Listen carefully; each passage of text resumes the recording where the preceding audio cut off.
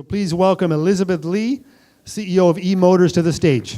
Hi, good afternoon, and thank you, Richard, for your very kind introduction. And thank you for the opportunity to speak with you and to be part of this year's Asia Logistics Summit.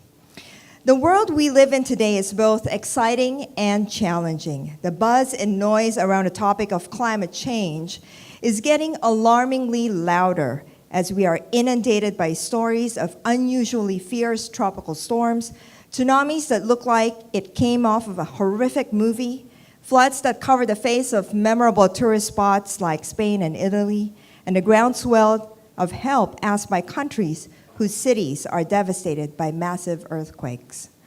With the recently concluded hosting of APEC, whose main agenda focused on inclusive growth and climate change, one cannot help but wonder how we can tackle such large issues and create a massive impact to its scale to move the needle on both these issues.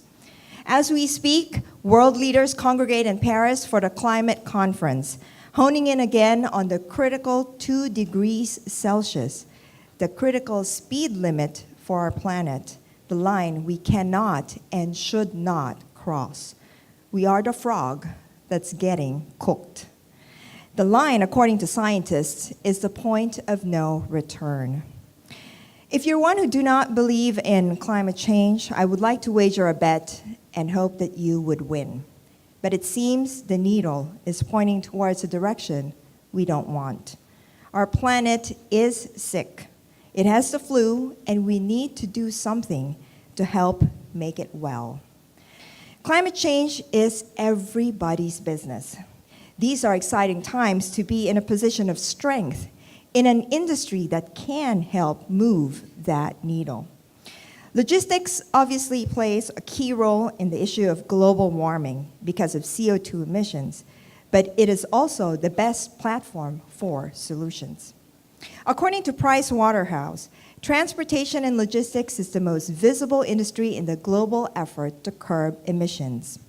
And the sector's #1 priority should be to reduce its fuel consumption and CO2 emissions. And there lies the challenge, and with it, the opportunity. Logistics is the center of business. The global economy relies on us to ship things from origin to destination, whether our clients are in construction, agriculture, public services, power generation, manufacturing. And there's the likes of Amazon and Alibaba and their local equivalents, who don't produce anything, but they ship everything and anything via third party, locally and globally. The traffic of trade and goods will only escalate, and that's good for the logistics business. And as these businesses prosper, trade will escalate exponentially. This success and the escalation is a double-edged sword. The magnitude and impact of logistics and the transportation business that encompasses land, sea, and air in terms of fuel consumption and CO2 emissions is tremendous. Our collective carbon footprint is indeed very large. We are a contributor of CO2 emissions. But as Albert Einstein says, in the middle of difficulty lies opportunity. Challenge is the seed of opportunity. So how can we create the value proposition that supports business growth without sacrificing the planet in the process? Is going green vital to our future and the future of our business? The answer is a resounding yes. Borrowing a page from DHL's own playbook, the company presents this equation from its Go Green carbon dashboard. CO2 savings equals fuel savings equals cost savings. This means that by using a zero-emission electric vehicle as part of your fleet, you can save on fuel, which results in cost savings. This is a great advantage, especially in urban areas with upward congestion trends, i.e. massive traffic. Congestion literally costs money. Now here's another reason to go green. With e-commerce fast becoming the forefront and the storefront of businesses, coupled with empowerment of SMEs and retailers, the trend shows a strong growth on the very green-conscious consumer. Having green credentials will score points with retailers, especially those who cater to the growing young customers who are image conscious and who share their often very public environmental values. Think comments and posts on Facebook, Instagram, Twitter, WeChat, and a whole slew of social media platforms. And these platforms actually give our clients power, and their voice is being heard. This is why global companies like Google, Microsoft, Facebook, Yahoo, and eBay, to name a few, made a very public stand on the issue of climate change. According to The Guardian, it highlights a major change in business attitudes towards climate change, and that the issue is key to business. It also concludes that the majority of global brands now recognize that ignoring climate science is bad for business. Today's smartest companies have overcome the old attitude that environmental initiatives are expensive and only contribute to short-term posturing. The fact is that companies who address pollution gets consumers' loyalty and patronage. And it makes sense and cents in peso and dollar values, contributing to the bottom line. According to McKinsey, companies are leveraging green supply chains for competitive benefits, and that's a very good thing. These contributions to the bottom line include three things. One, growth, leveraging sustainability to reach new customers, new markets, and capture new trends in sustainability. Second, return on capital. Companies can achieve premium pricing or market share because of sustainable products. They also see improved employee retention with increased motivation related to sustainable activities.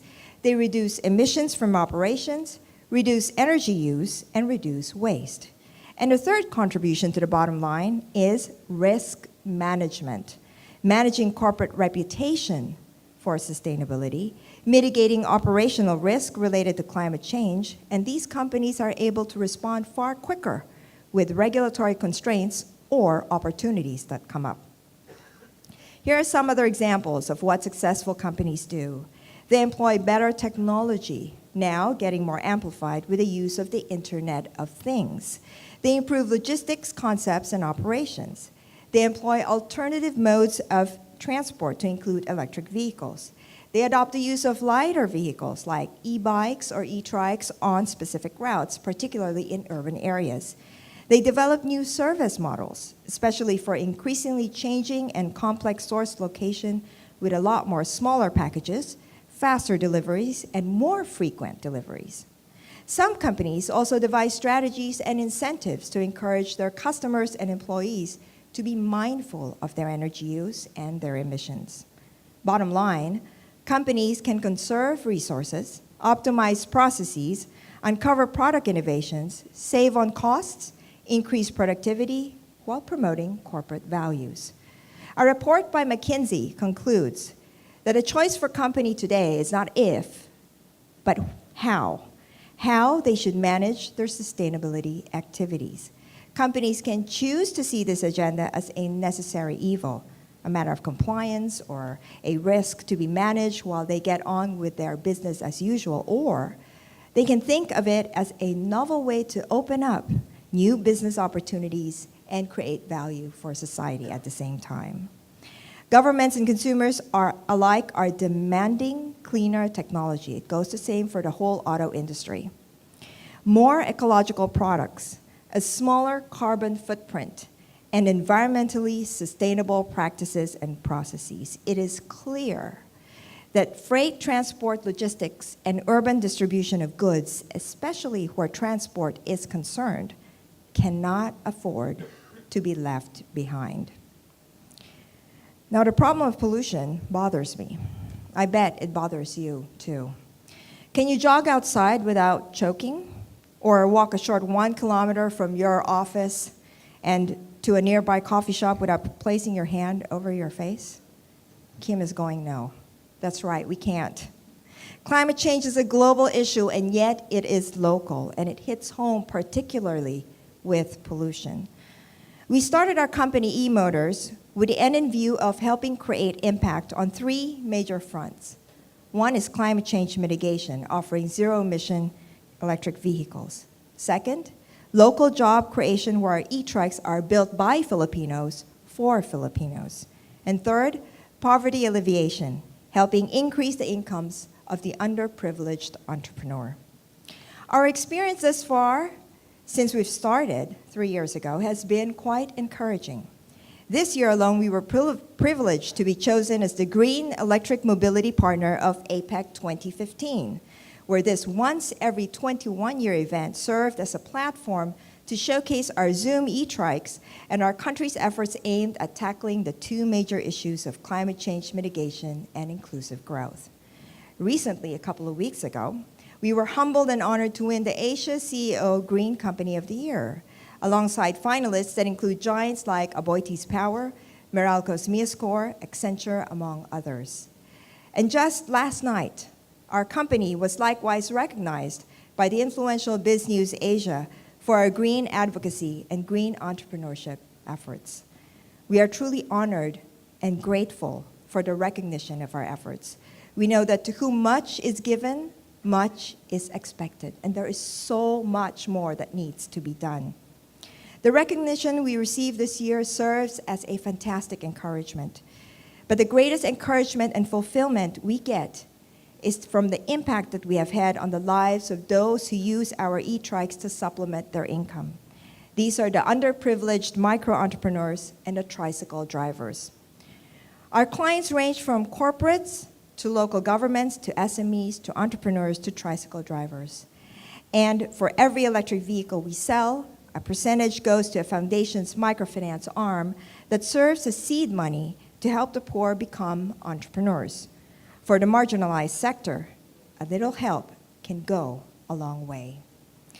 I am most grateful to be in this innovative space and to be in this space at this time.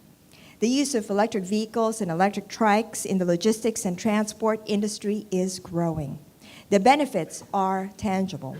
But to be able to move the needle, to create scale, and to make a larger impact, collaboration between and among us is essential.